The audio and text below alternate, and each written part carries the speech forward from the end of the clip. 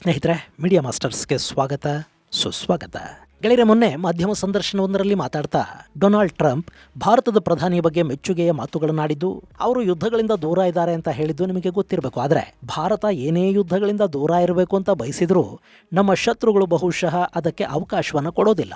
ಈಗ ಪಾಕಿಸ್ತಾನದ ರಕ್ಷಣಾ ಸಚಿವ ಖ್ವಾಜಾ ಆಸಿಫ್ ನೇರವಾಗಿ ಭಾರತಕ್ಕೆ ಯುದ್ಧದ ಧಮಕಿಯನ್ನು ಕೊಟ್ಟಿದ್ದಾನೆ. ಭಾರತ ಸಿಂಧೂ ನದಿಯ ನೀರನ್ನ ನಿಲ್ಲಿಸ್ತಾ ಇರೋದನ್ನ ನಾವು ರಾಷ್ಟ್ರೀಯ ಭದ್ರತೆಗೆ ಆತಂಕ ಅಂತ ಭಾವಿಸ್ತೀವಿ ಮತ್ತು ಅಗತ್ಯ ಬಿದ್ದರೆ ಭಾರತದ ವಿರುದ್ಧ ಯುದ್ಧಕ್ಕೆ, ಭಾರತದ ಮೇಲೆ ದಾಳಿ ಮಾಡೋದಕ್ಕೆ ನಾವು ಸಿದ್ಧ ಅನ್ನೋ ಮಾತುಗಳು ಪಾಕಿಸ್ತಾನದ ರಕ್ಷಣಾ ಸಚಿವನ ಬಾಯಲ್ಲಿ ಬಂದಿವೆ. ಹಾಗಾದ್ರೆ ಭಾರತದ ಮೇಲೆ ದಾಳಿ ಮಾಡಿ ದಕ್ಕಿಸಿಕೊಳ್ಳೋ ಸ್ಥಿತಿಯಲ್ಲಿ ಪಾಕಿಸ್ತಾನ ಇದೆಯಾ? ಈ ಬಾರಿ ಅವರ ಪ್ಲಾನ್ ಏನು? ಇಷ್ಟಕ್ಕೂ ಸಿಂಧೂ ನದಿ ನೀರು ಹಂಚಿಕೆ ಒಪ್ಪಂದವನ್ನ ಅಮಾನತ್ತಲ್ಲಿಟ್ಟಿರೋದ್ರಿಂದ ಪಾಕಿಸ್ತಾನಕ್ಕಾಗ್ತಾ ಇರೋ ನಷ್ಟ ಏನು? ಬನ್ನಿ ನೋಡೋಣ.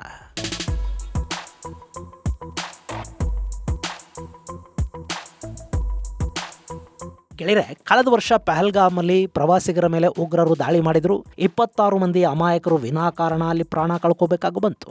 ಈ ದಾಳಿಯ ಹಿಂದೆ ಪಾಕಿಸ್ತಾನದ ಕೈವಾಡ ಇತ್ತು. ಹೀಗಾಗಿ ಭಾರತ ಪಾಕಿಸ್ತಾನದಲ್ಲಿನ ಉಗ್ರರ ಶಿಬಿರಗಳ ಮೇಲೆ ದಾಳಿ ಮಾಡಿದ್ದು ಮಾತ್ರ ಅಲ್ಲ, ಅವರ ಜೊತೆ 6.5 ದಶಕಗಳ ಹಿಂದೆ ಮಾಡಿಕೊಂಡಿದ್ದ ಸಿಂಧೂ ನದಿ ನೀರಿನ ಒಪ್ಪಂದವನ್ನ ಅಮಾನತಿನಲ್ಲಿಡ್ತು.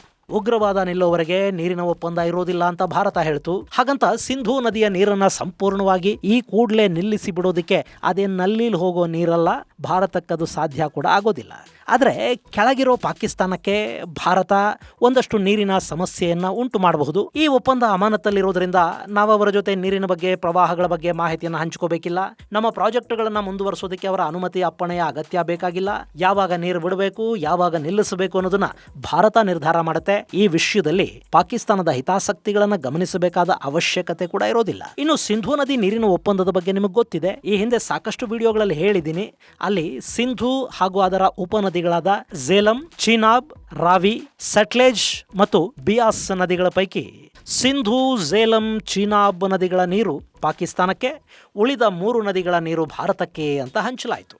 ಇನ್ನು ಪಾಕಿಸ್ತಾನಕ್ಕೆ ಹೋಗೋ ನದಿಗಳ ನೀರನ್ನ ಭಾರತ ವಿದ್ಯುತ್ ಉತ್ಪಾದನೆಯಂತಹ ಕಾರ್ಯಗಳಿಗೆ ಬಳಕೆ ಮಾಡಬಹುದು. ಅದಕ್ಕಾಗಿ ನದಿಗಳ ಮೇಲೆ ರನ್ ಆಫ್ ದ ರಿವರ್ ಡ್ಯಾಮ್ಗಳನ್ನು ಕಟ್ಕೋಬಹುದು. ಆದರೆ ನೀರನ್ನ ಸ್ಟಾಕ್ ಮಾಡುವ, ಡೈವರ್ಟ್ ಮಾಡುವ, ಕೃಷಿ ಹಾಗೂ ಇನ್ನಿತರ ಉದ್ದೇಶಗಳಿಗೆ ಬಳಸುವ ಹಕ್ಕು ಭಾರತಕ್ಕಿರೋದಿಲ್ಲ. ಕರೆಂಟ್ ಉತ್ಪಾದನೆ ಮಾಡ್ಕೊಂಡು ಆ ನೀರು ಪಾಕಿಸ್ತಾನಕ್ಕೆ ಹರಿಯೋದಕ್ಕೆ ಬಿಟ್ಬಿಡ್ಬೇಕು.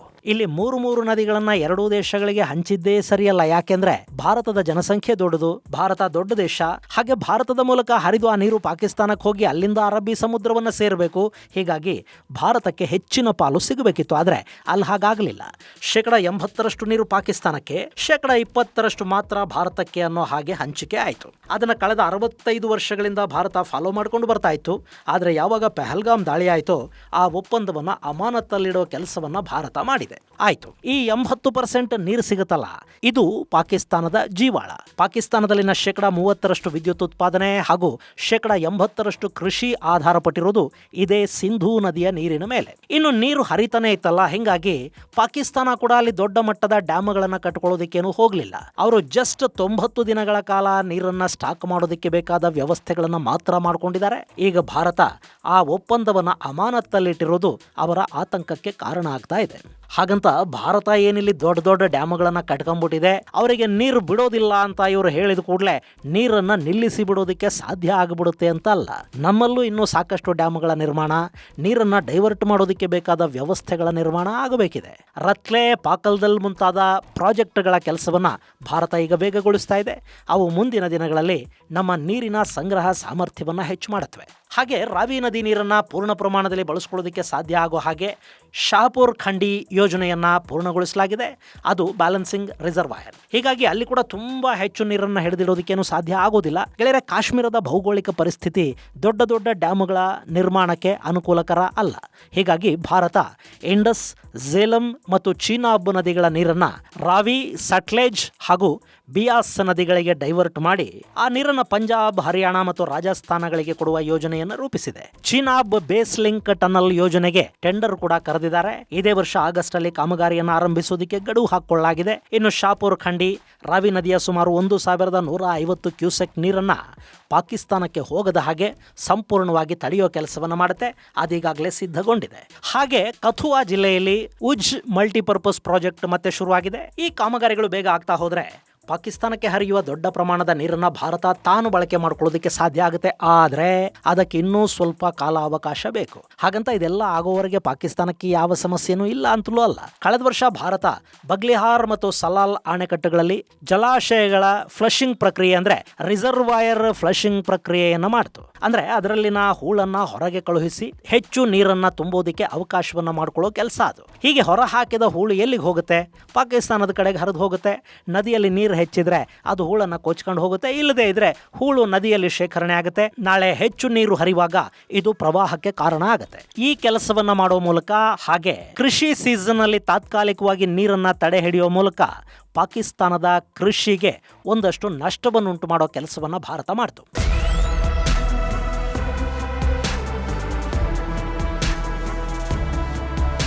ಇನ್ನು ಗೆಳೆಯರೆ, ಪಾಕಿಸ್ತಾನದ ಆತಂಕಕ್ಕೆ ಇನ್ನೂ ಒಂದು ಕಾರಣ ಕೂಡ ಇದೆ.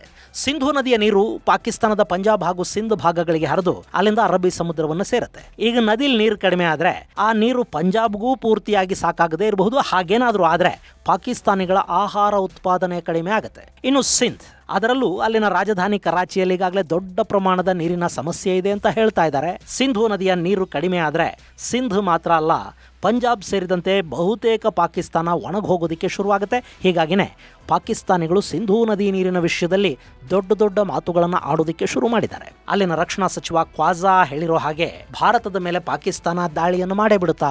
ಪಾಕಿಗಳು ಬದುಕಿರೋದೇ ಭಾರತದ ವಿರುದ್ಧ ಪ್ರತೀಕಾರ ಅನ್ನೋ ಉದ್ದೇಶ ಇಟ್ಕೊಂಡು. ಅದೊಂದು ಇಲ್ಲದೆ ಇದ್ದಿದ್ರೆ ಅವರಿವತ್ತು ಅವರಿಗಿರೋ ಸಂಪನ್ಮೂಲಗಳು ಹಾಗೂ ಭೌಗೋಳಿಕ ಲಾಭಗಳಿಂದ ನಮಗಿಂತ ತುಂಬಾ ಚೆನ್ನಾಗಿ ಬದುಕೋದಿಕ್ಕೆ ಸಾಧ್ಯ ಆಗ್ತಾ ಇತ್ತು. ಆದ್ರೆ ಎಲ್ಲ ಸಂಪನ್ಮೂಲಗಳನ್ನು ಭಾರತದ ವಿರುದ್ಧ ಬಳಸ್ಕೋಬೇಕು ಅಂದ್ಕೊಳ್ಳೋ ದೇಶ ಉದ್ಧಾರ ಆಗೋದು ಹೇಗೆ? ಅವರು ಖಂಡಿತ ಸುಮ್ಮನಿರೋದಕ್ಕೆ ಸಾಧ್ಯ ಆಗೋದಿಲ್ಲ. ಭಾರತ ಮತ್ತು ಪಾಕಿಸ್ತಾನದ ನಡುವೆ ಇಲ್ಲಿವರೆಗೆ ನಡೆದ ಎಲ್ಲ ಯುದ್ಧಗಳಲ್ಲೂ ಭಾರತ ಗೆದ್ದಿದೆ. ಒಮ್ಮೆ ಆದರೂ ಭಾರತಕ್ಕೆ ಪೆಟ್ಟು ಕೊಡಬೇಕು ಅಂತ ಪಾಕಿಸ್ತಾನ ಬಯಸ್ತಲೇ ಇದೆ. ಇನ್ನು ಮೊನ್ನೆ ಪಾಕಿಸ್ತಾನದ ಏರ್ ಬೇಸ್ಗಳ ಮೇಲೆ ದಾಳಿ ಮಾಡಿ ಅವರ ನಡ ಮುರಿತಲ್ಲ ಭಾರತ. ಈಗ ಅದನ್ನ ಒಮ್ಮೆ ನಾವು ರಿವರ್ಸ್ ಅಲ್ಲಿ ಮಾಡಿದ್ರೆ ಹೇಗೆ ಅನ್ನೋ ಯೋಚನೆ ಪಾಕಿಸ್ತಾನಿಗಳಿಗೆ ಬಂದಿದೆ. ಹೀಗಾಗಿ ಭಾರತ ಮತ್ತು ಪಾಕಿಸ್ತಾನದ ನಡುವೆ ಈ ಬಾರಿ ಅವರೇ ಒಂದು ಯುದ್ಧ ಶುರು ಮಾಡೋ ಸಾಧ್ಯತೆ ಇರುತ್ತೆ. ಉಗ್ರರ ದಾಳಿ, ಅದಕ್ಕೆ ಭಾರತದ ಪ್ರತೀಕಾರ, ಇದೆಲ್ಲ ಅಲ್ವೇ ಅಲ್ಲ. ನೇರವಾಗಿ ಪಾಕಿಸ್ತಾನ ಭಾರತದ ವಾಯುನೆಲೆಗಳು ಹಾಗೂ ಸೇನಾ ನೆಲೆಗಳ ಮೇಲೆ ದಾಳಿ ಮಾಡಿ ಭಾರತಕ್ಕೊಂದು ಶಾಕ್ ಕೊಟ್ಟು ಆ ಶಾಕ್ನಿಂದ ಹೊರಬಂದು ಭಾರತ ತನ್ನ ಶಕ್ತಿಯನ್ನು ಜೋಡಿಸ್ಕೊಂಡು ವಾಪಸ್ ದಾಳಿ ಮಾಡೋಷ್ಟರಲ್ಲಿ ಸೀದಾ ಅಮೆರಿಕಾದ ಹತ್ರಕ್ಕೆ ಓಡ್ ಹೋಗಿ ಅವರ ಕಾಲೋ ಮತ್ತೊಂದು ಹಿಡ್ಕೊಂಡು ಭಾರತ ದಾಳಿ ಮಾಡದ ಹಾಗೆ ತಡೀರಿ ಅಂತ ಗೋಗರಿಯೋದು, ಅಮೆರಿಕ ಹಾಗೂ ಇನ್ನಿತರ ದೇಶಗಳ ಒತ್ತಡವನ್ನ ಭಾರತದ ಮೇಲೆ ಹಾಕಿಸಿ ಭಾರತದ ಪ್ರತಿದಾಳಿಯಿಂದ ತನ್ನನ್ನು ತಾನು ಕಾಪಾಡಿಕೊಳ್ಳೋದು. ಇಂಥ ಕೆಲಸವನ್ನ ಈ ಬಾರಿ ಪಾಕಿಸ್ತಾನ ಮಾಡೋದಕ್ಕೆ ಯೋಚಿಸ್ತಾ ಇದೆ. ಇದು ಭಾರತಕ್ಕೆ ಗೊತ್ತಿಲ್ಲ ಅಂತಲ್ಲ. ಹೀಗಾಗಿ ಭಾರತ ಕೂಡ ಪಾಕಿಸ್ತಾನದ ವಿಷಯದಲ್ಲಿ ಎಚ್ಚರದ ಕಣ್ಣಿಟ್ಕೊಂಡೇ ಕೂತಿದೆ. ನಮ್ಮ ಏರ್ ಡಿಫೆನ್ಸ್ ಶಕ್ತಿ, ಮಿಸೈಲ್ ಶಕ್ತಿ ಕೂಡ ಹೆಚ್ಚಾಗ್ತಾ ಹೋಗ್ತಿದೆ. ಬಹುಶಃ 2 ವರ್ಷಗಳ ಒಳಗಾಗಿ ಭಾರತ ಮತ್ತು ಪಾಕಿಸ್ತಾನದ ನಡುವೆ ಇನ್ನೂ ಒಂದು ಯುದ್ಧವನ್ನ ನಾವು ನೋಡಬೇಕಾಗಿ ಬಂದ್ರೆ ಆಶ್ಚರ್ಯ ಪಡಬೇಕಿಲ್ಲ. ಇದು ಶಾಂತಿಯ ಕಾಲ ಖಂಡಿತ ಅಲ್ಲ, ಯುದ್ಧದ ಕಾಲ. ಇದು ಭಾರತ ಸಿದ್ಧವಾಗಿರಬೇಕು ಅಷ್ಟೇ. ಇದು ಗೆಳೆಯರೆ ಖ್ವಾಜಾ ಆಸಿಫ್ ಯುದ್ಧದ ಬಗ್ಗೆ ಕೊಡ್ತಾ ಇರೋ ಸೂಚನೆ ಹಾಗೂ ಅದಕ್ಕೆ ಕಾರಣಗಳ ಕುರಿತಾದ ಒಂದಷ್ಟು ಮಾಹಿತಿ. ಮುಂದಿನ ಸಂಚಿಕೆಯಲ್ಲಿ ಮತ್ತಷ್ಟು ವಿಶೇಷಗಳ ಜೊತೆ ಮತ್ತೆ ಭೇಟಿಯಾಗೋಣ. ಅಲ್ಲಿವರೆಗೆ ಜೈ ಹಿಂದ್, ಜೈ ಕರ್ನಾಟಕ.